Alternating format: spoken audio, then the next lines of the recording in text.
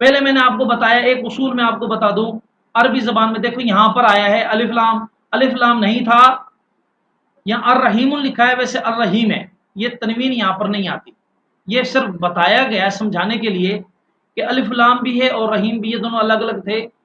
عربی کا اصول ہے کہ جہاں پر الف لام آئے گا وہاں پر یہ آخر میں جو دو پیش ہیں یا دو زبر آتی ہے دو زیر آتی ہے، یہ تنوین اسے کہا جاتا ہے، یہ تنوین نہیں آتی۔ جہاں پر تنوین ہوگی تو الف لام نہیں آئے گا۔ عموماً کہا جاتا ہے کہ جو تنوین ہے یہ نکرے کی علامت ہے اور الف لام جو ہے یہ معرفی کی علامت ہے۔ چلیں جی آگے چلتے ہیں۔ اب اس کے بعد جب یہ بات ہمیں آپ کو پتہ لگ گئی، اس فعیل کے وزن پر دو لفظ ہیں جن کو ہم آج ڈسکس کرتے ہیں، ٹھیک ہے؟ رحیم فعیل کے وزن پر ہے، ایک ورڈ ہے علیم، دوسرا ورڈ ہے عظیم، ٹھیک ہے؟ علیم کسے کہا جاتا ہے؟ دیکھیں ایک سمپل معنی اگر علم سے لے لی جائے، علم کے معنی جس کو علم ہو، ٹھیک ہے؟ اب ایک علم ہے جس کو عام آدمی ہے جس کو علم ہے، نارمل علم ہے تو ہم اس کو عالم بھی کہہ دیتے ہیں، لیکن اس کو جس کو بہت زیادہ علم ہو ہم اس کو علامہ کہہ دیتے ہیں۔ علامہ کی اگر عربی زبان میں بھی تعریف کی جاتی ہے کہ وہ علاموں سے کہا جاتا ہے کہ جس کے لیے مہارت ہو فی فن من الفنون، فی کل فن من الفنون، ہر قسم کے جتنے بھی علم سب میں وہ بڑا کمال کا، اسے ہم علامہ کہتے ہیں۔ علامہ تفتزانی، علامہ زمخشری، یعنی مختلف علامہ، ہم علامہ انور شاہ کشمیری علامہ انور شاہ کشمیری رحمۃ اللہ علیہ ہم ان کو علامہ کہتے ہیں، باقی علماء ہیں لیکن علامہ خاص ان کو کہا جاتا ہے، اللہ نے ان کو بڑا حافظہ دیا تھا، ہزاروں کتابیں یاد تھی، ہر فن کے ماہر، تو لہٰذا اس کو علامہ کہا جاتا ہے۔ اب یہ ہے کہ آپ یہ بتانا چاہ رہا ہوں کہ اب اللہ تبارک و تعالیٰ کو، اچھا جو ہم علم حواس خمسہ سے استعمال کر حاصل کرتے ہیں، ہم اپنا علم جو ہے وہ مشاہدات سے، تجربات سے، اساتذہ سے استعمال کر رہے ہوتے ہیں، لیکن علیم کس کو کہا جاتا ہے؟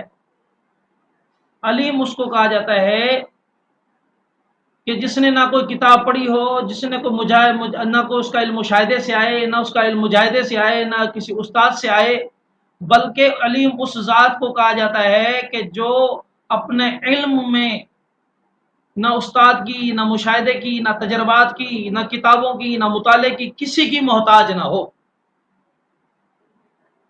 تو لہذا اور وہ عالم بھی، علامہ عالم، ان کا تو علم چلا بھی جاتا ہے، کوئی بھول جائے، دماغ اللہ نہ کرے کوئی آگے پیچھے ہو جائے پھر مسئلہ ہو جاتا ہے، بھول بھی سکتے ہیں، لیکن وہ علیم جو ہے وہ کبھی بھولتا نہیں، اس کے پاس ہمیشہ ہوتا ہے۔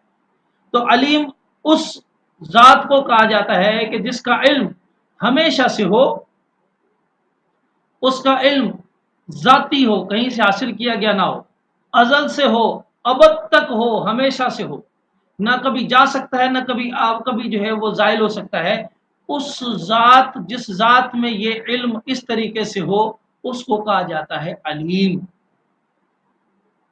لہذا علیم اللہ کی ذات، اللہ تعالیٰ علیم ہے، کوئی اور علیم نہیں ہے۔ فعیل کے وزن میں بتایا جا رہا ہے کہ یہاں پر بھی وہی مبالغہ معنی کی جا رہی ہے۔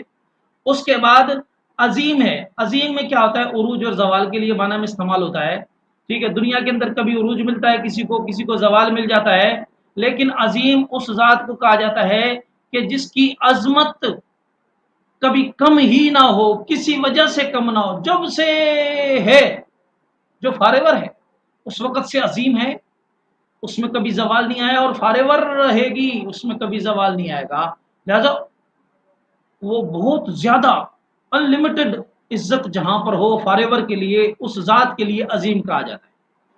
تو لہذا معلوم یہ ہوا کہ جب یہ معنی ہے تو علیم کے معنی جس کا علم ازل سے ہے، ابد ہو، اور جس کا علم اس کی ذات کی وجہ سے خود اس کے پاس ہے، کہیں اور سے لیا نہیں گیا، اسے علیم کہا جاتا ہے۔ عظیم کسے کہا جاتا ہے؟ جس کی عظمت ازل سے ابد تک ہو اور جس کی عظمت اس کی ذات کی وجہ سے ہو، کہیں خارج کی وجہ سے نہیں آئی۔ جب خارج کی وجہ سے نہیں آئی تو مطلب کیا ہے؟ ہم سارے کے سارے عبادت کرنے لگ جائیں، سارے کے سارے، تو اس کی ذات میں کوئی بڑھوتری نہیں ہوتی۔ ہم سارے کے سارے نعوذ باللہ نافرمان بن جائیں، اللہ کا نام لینا چھوڑ دیں، نام بھی لینا چھوڑ دیں، تو اس کی ذات میں کبھی بھی کمی نہیں آئے گی، وہ عظیم ذات ہے۔ تو یہ دو معنی ہم نے یہاں پر دیکھی۔ تو اب اس کے اندر قدر مشترک کیا ہوا؟ اس وزن کے اوپر جو بھی لفظ آئے گا، ہم نے دو لفظ اور لے لیے رحیم کے علاوہ، ان دونوں کے اندر جو قدر مشترک تھی کہ اس وزن پہ کوئی بھی ورڈ لے آؤ، اس کی معنی میں کیا آئے گا؟ ہمیشگی آئے گی، دوامیت آئے گی، ازل تا ابد، یہ دو تین معنی۔ اس کے بعد یہ صفت ذاتی ہوگی، کسی اور سے نہ لی گئی ہو،